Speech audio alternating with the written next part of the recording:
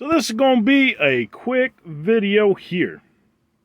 Those of you that are buying these Amazon... Good to make a point of that, because I've heard a couple other people have that problem playing around with their simple USB menu forever, just to find out they changed to a better quality cord, and that was it. Well, I'm 22 seconds into a video already. Alright, copy that. Alright, so we got a couple people here that get these Amazon dongles, and they're having an issue with it hanging or not working right. And what we're finding out is the little white USB-C type cable that comes with it is junk.